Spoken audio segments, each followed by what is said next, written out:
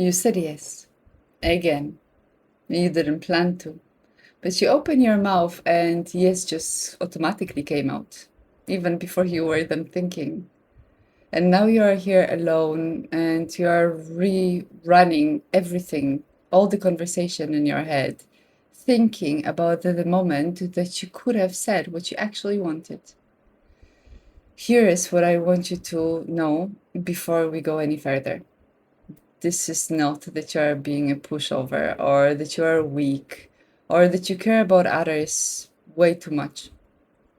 It's because your nervous system learned something a long time ago and it's still following all those instructions, even today. I want you to hold a question in your mind. Can you remember the time when maybe you were small, but when it felt unsafe unless someone near you was okay? Keep that in mind and we'll come back to it later.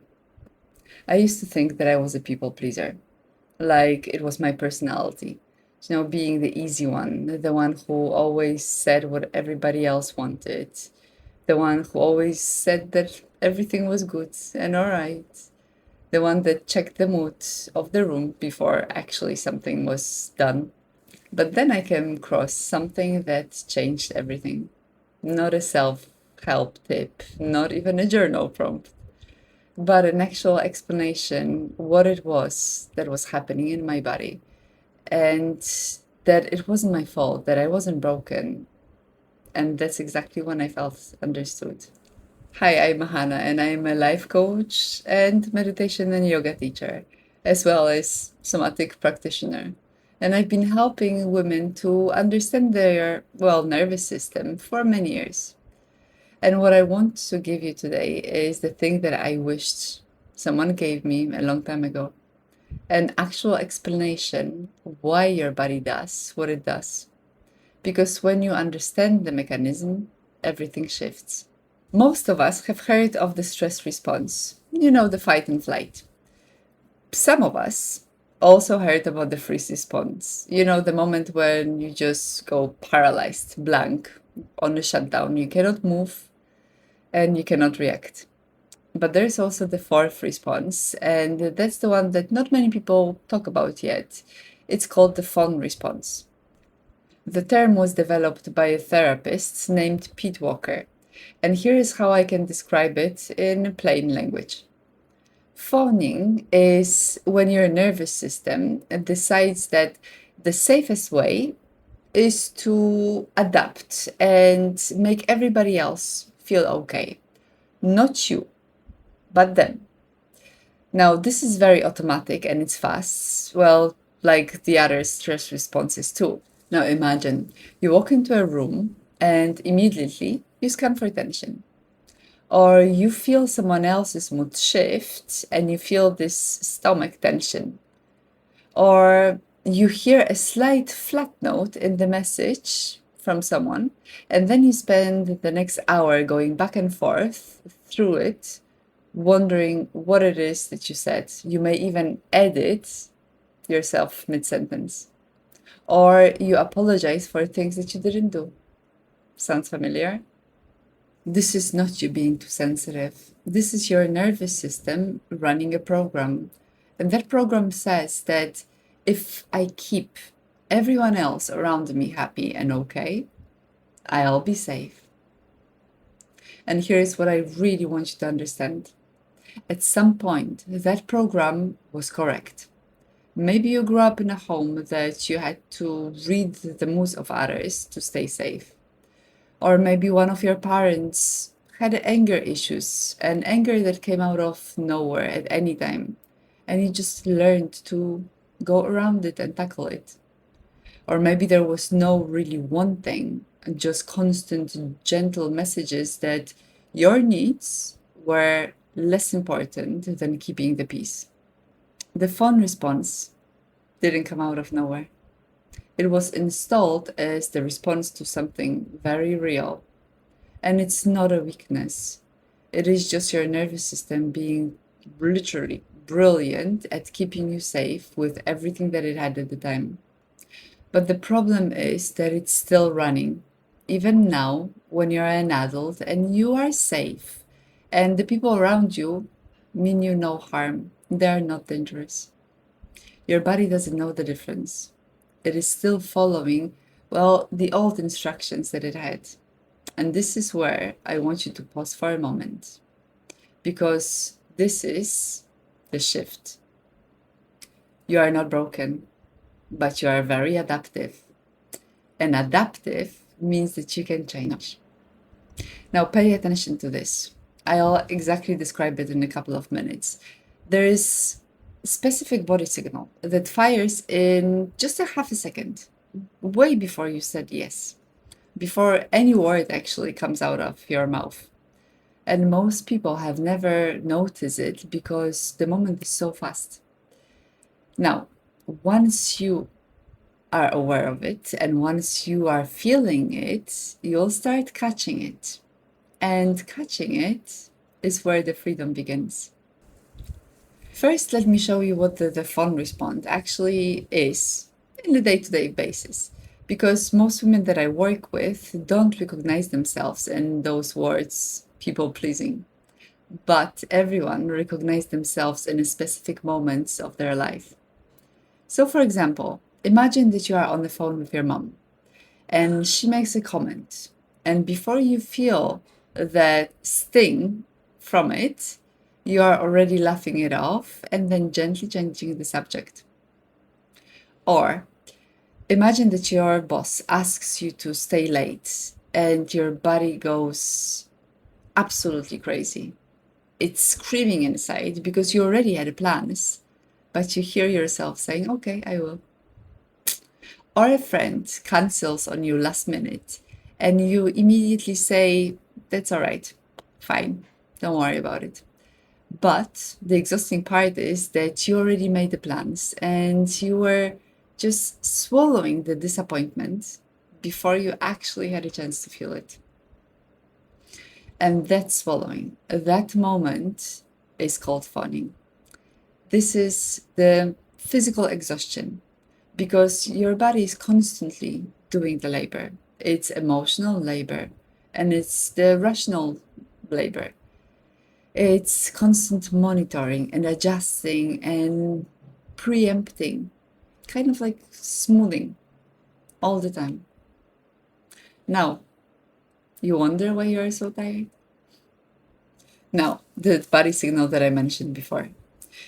Here is what the phoning actually feels in your body the moment that it fires. It may be a slight tightening in your throat or almost unnoticeable, very soft freeze. Or it can be this inner pulling inside your chest. And it's really, really gentle and very fast. It's like half a second fast. And then you find yourself saying yes. Not because you decided to say yes, but because the yes was the preloaded, automatic, waiting response. I want you to think back to the last time that someone asked you to do something that you didn't want to do. Can you feel that moment? Can you feel where the sensation was in your body? Well, for most women, it's in the throat or in the chest, but sometimes it's also in the stomach. Remember, everybody is different and all the sensations are different depending on the moment, the situation, even the person that you're talking to. Any of those sensations, they are your fawn response being activated. And the reason that it matters is this. The moment, this half a second in between the sensation and, well, agreeing or saying things that you didn't actually mean, that's the gap. And that gap is where the change lives. You cannot think your way out of the fawn response or any other responses. And that's why so many tips like just say no or think about your own needs, they just don't work. Because every time that you are thinking, the yes has already come out. The response is way faster than your thought. So what can we do instead? Well, we work at the level of the body. We learn to catch the signal and we learn to pause, not because we've decided that we need time to decide what to say, but to just create enough space for your actual response, the one that you mean to say, to have a chance to arrive. Here's exactly what I do with the women that I work with, and well, what I do myself. It's called the pause and the feel. When you notice that throat tightening or the soft freeze or the sensation in your chest, instead of letting the automatic yes come out, just say one sentence. Say the sentence, let me think about that. That's it. Not a no, not an explanation or apology, but let me think about it. And then, this is the important part. You put one hand on your chest and take one slow, deep breath. And you ask yourself, what do I actually feel right now? Not what should I feel, or that's not polite, or anything that you would normally go for, but what you actually feel. You don't have to act on it immediately. You just have to feel it.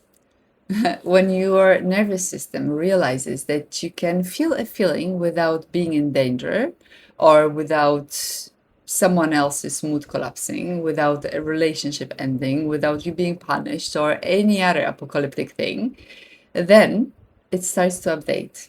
It starts to reprogram. And it learns that you are safe, not intellectually, but somatically, in the body. Now you know that it's not a mystery.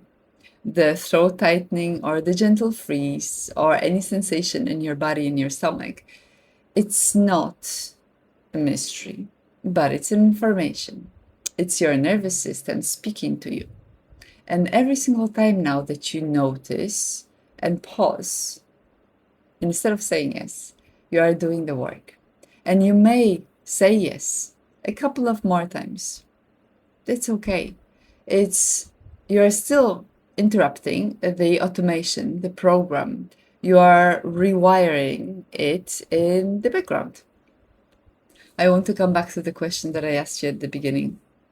Can you remember a moment in your life that maybe when you were small, that you felt unsafe unless someone that was near you was okay?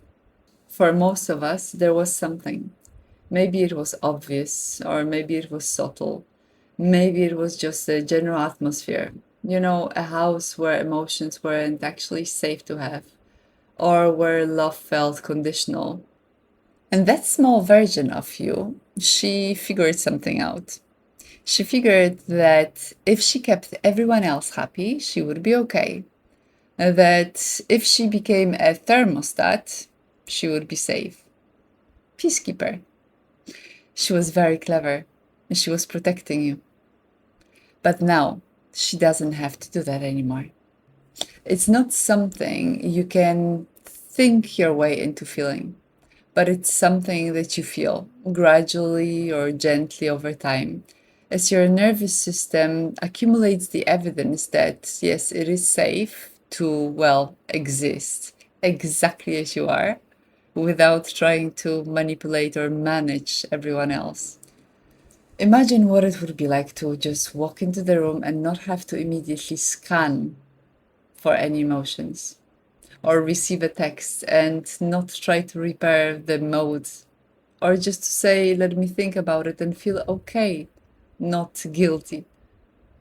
It's not a fantasy. This is what happens when your nervous system, well, gets the update. It always starts with knowing what's actually happening. It starts with the understanding that there is the fawn response and it is in your body. And when it fires before your mind, it's not you. It's just, well, automatic program. Once you learn that, you can work with it. You are not broken. You are very adaptive. And now you're updating. If this landed with you, if something in your body just said, yes, girl, I get ya, I want to give you something to take away. I made a free PDF for this video and it's called Why You Can't Say No, the Fawn Response Guide. It walks you through all the fawn response. So the 3 body signals to watch out for, the 3 practices that you can start doing even today to start working with your nervous system instead of against it. The link is in the description below, and it's completely free. And if you want to go deeper, if you want to start rewiring the whole of your program, not just to understand it, but do it, you can work with me. I have a community on School where we do it together. The link is also in the description.